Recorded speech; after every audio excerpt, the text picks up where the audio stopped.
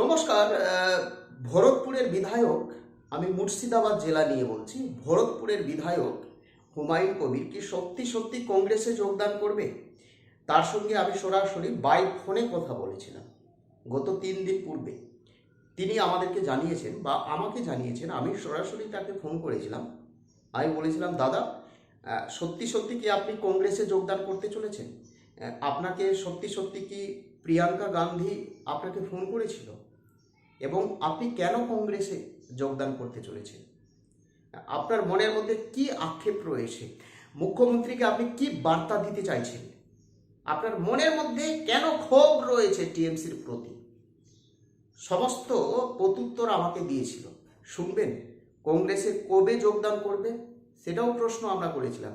তিনি আমাকে জানিয়েছেন যে এখন নয়, 2026-এ। যদি তাকে টিকিট না দেয় বা দল যদি তাকে গুরুত্ব না দেয়, তাহলে তিনি চুপচাপ বসে থাকবেন না।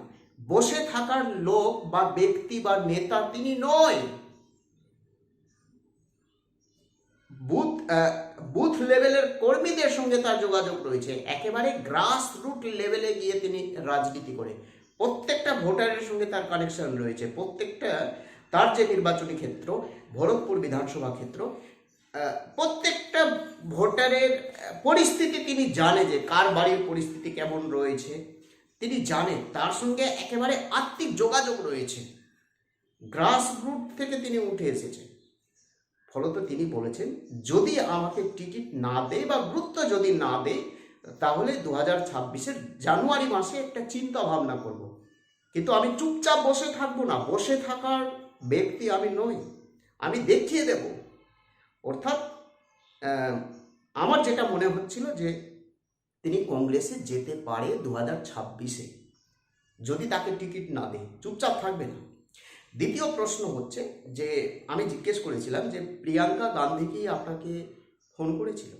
তিনি বলেছিলেন যে আমি নাম বলতে চাইছি না, কিন্তু কংগ্রেসের বড় লিডার বা নেতা নেত্রী, যাকে সবাই চেনে, গোটা দেশবাসী চেনে, তিনি তার সঙ্গে যোগাযোগ করেছিলেন কংগ্রেসে আসার জন্য। তৃতীয় প্রশ্ন, আমি বলেছিলাম যে দাদা, টিএমসির প্রতি বা আপনার মনের মধ্যে কি আক্ষেপ রয়েছে এবং মুখ্যমন্ত্রীকে কি জানান দিতে চাইছেন? মুখ্যমন্ত্রীর কাছে আপনি কি চাইছেন? তিনি আমাকে পার্সোনালভাবে জানিয়েছিলেন যে অনেক বড় বড় আসন দেওয়া হয়, চেয়ারম্যান করে দিল, সেক্রেটারি করে দিল, সম্পাদক করে দিল। এই ধরনের যে সমস্ত নেতা নেত্রী অনেক পদ পেয়ে বসে রয়েছেন, তারা কিন্তু গ্রাসরুট লেভেলে পৌঁছতে পারে না। অর্থাৎ ভোটারদের বাড়ি বাড়ি গিয়ে পৌঁছতে পারে না। শুধু ওই নির্বাচনী প্রচার বা জনসমাবেশ বা মিটিং মিছিল হলে ওই স্টেজে বা ওই হুটখোলা গাড়িতে গিয়ে মুখ দেখানোর জন্য মাইকে বড় বড় ভাষণ দেয়, কিন্তু নির্বাচন প্রক্রিয়া বা এই মিটিং মিছিল সম্মেলন শেষ হয়ে গেলে তারা কিন্তু গ্রাসরুট লেভেলে পৌঁছতে পারে না। অর্থাৎ ভোটারদের বাড়ি বাড়ি গিয়ে যে তাদের কি সমস্যা, তাদের কি প্রবলেম রয়েছে, কিভাবে সমস্যার সমাধান করা যেতে পারে, এই ধরনের কার্যকলাপ তারা করে না বা তাদেরকে দেখা পাওয়া যায় না।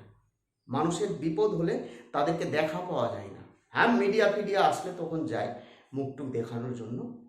এই ধরনের আক্ষেপ প্রকাশ করে আমাদেরকে জানিয়েছিলেন এবং তিনি মুখ্যমন্ত্রীর কাছে একটা আবেদন রেখেছেন। কি আবেদন? বীরভূমে যেভাবে অনুব্রত মণ্ডলকে সরানো হয়েছে, অর্থাৎ বীরভূমে কোনো চেয়ারপারসন নেই। আমাদের রাজ্যে এমন একটা জেলা যেখানে তৃণমূল কংগ্রেসের কোনো সভাপতি নেই, বীরভূম জেলাতে কোনো চেয়ারপারসন নেই, সেখানে কোর কমিটি রয়েছে। অর্থাৎ একজনের হাতে কোনো ক্ষমতা দেওয়া হয়নি, সেই ক্ষমতাকে বন্টন করে দেওয়া হয়েছে। অর্থাৎ সবার হাতে ক্ষমতা থাকবে, প্রত্যেকটা কমিটির কাছে ক্ষমতা থাকবে, বা প্রত্যেকটা কমিটির যারা সদস্য রয়েছে তারাও জানতে পারবে যে আমাদের জেলাতে কি হচ্ছে। অর্থাৎ চেয়ারপারসনের যে ক্ষমতা, সেই ক্ষমতাকে বন্টন করে দেওয়া হয়েছে কোর কমিটির মাধ্যমে। এই ধরনের কোর কমিটি তিনি বা এই মডেল তিনি এবার তার নির্বাচনী ক্ষেত্র বা তার জেলায় চাইছে। অর্থাৎ মুর্শিদাবাদ জেলায় যাতে কোনো চেয়ারপারসন না থাকে, কোনো সভাপতি বা সম্পাদক বা সেক্রেটারি, অর্থাৎ জেলার কোনো সভাপতি যাতে না থাকে, তাদেরকে সরিয়ে একটা সেখানে কোর কমিটি গঠন করা হোক।